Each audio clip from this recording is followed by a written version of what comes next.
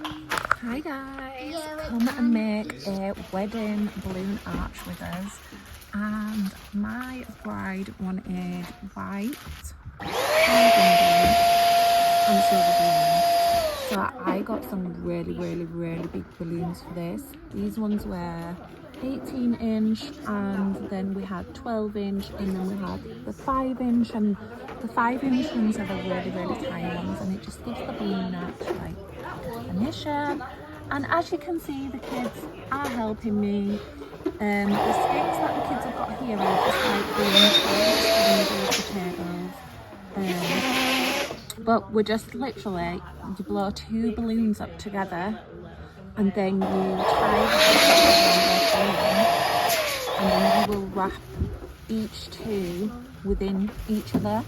So then you have like a cluster of 4 balloons. So like my son is doing here, you would place the balloons into each other, and I do that with the separate colours.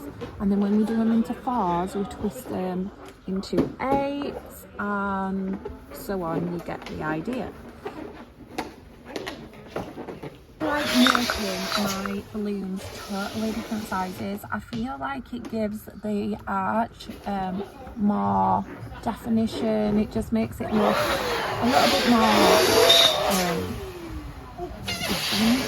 I don't really know how to describe it, but I feel like if all the balloons were the same size, it just wouldn't look as effective.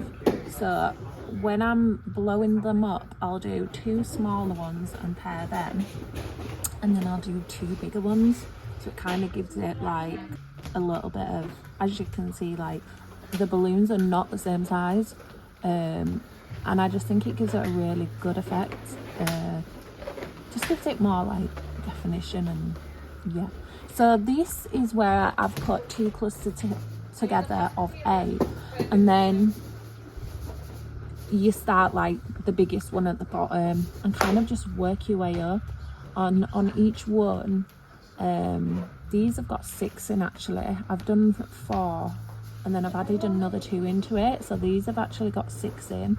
I believe the white one at the bottom is a cluster of 8, and I kind of just keep on adding, and then I do it in like different colour sections because I feel it just looks better in different colour sections. I feel like if you can do it all one colour and add like little different colours in, and I suppose it's preference really, how you want it, what you want it to look like. But I really liked it this way, and I feel like at the end you will kind of see like the image I was going for, so to speak. But these are so straightforward, guys. It's really not that expensive to do this. Obviously the better quality balloons that you will get, the easier to manage and push around, and like obviously you would think that balloons would pop with like my nails. Like guys, I have like 10-inch nails on every single time I do these kind of things, but realistically I feel like it's not actually that scary. Like when you're getting your hands in there, you're tying the balloons together. As you can see, the kids do it with me. Like they love helping me do these kind of things, so it's pretty straightforward. And all we're doing here when we're putting it against the wall is we're just grabbing a neck of the balloon, and then we're just tying them together so it kind of forms its own arch and stands up on itself. And what I do use to hold it to the wall is I'll get a command hook, and we'll get a 260 balloon. You won't know them as 260 balloons, you will know them as a sausage balloon. You know, when you get the sausage dog and it's a long thing and then you twist it. When you have one of those long balloons, guys, you tie it at either end. You'd wrap it around one of the balloons and then wrap it around the command hook, and it will hold the balloon arch to the wall. So basically that's what I've done here. I've got one at the top, one at the bottom. I don't really use more than 2. I just need it to stay in place and make sure it doesn't fall over. So that's basically what I do when it comes to that. Tie it at the bottom, tie it at the top, and then wrap the 260 sausage balloon, as is what we're going to call it. I'll wrap it around the command hook, and I'm sure you all know what command hooks are. Plastic white hooks with the double-sided pad sticker on the back and you just stick it to the wall.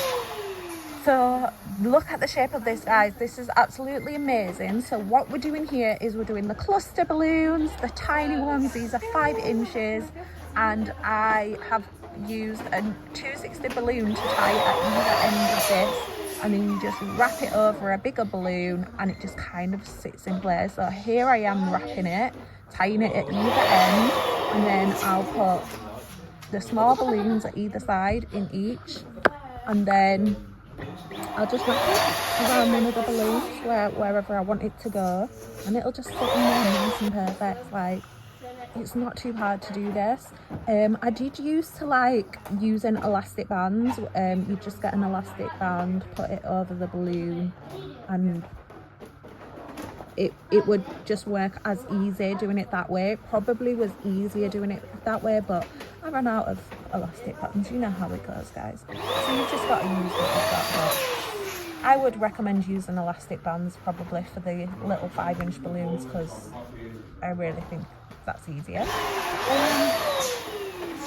So yeah, if you ever want to make a balloon art for one of the kids' birthdays or someone's something to celebrate, or anything really, guys, like weddings, all those kind of things, Christmas, anything. I do use at Christmas, everything for the kids. I just think it's something extra, makes it a little bit more entertaining, and it's nice to look at, and you can put anything in it.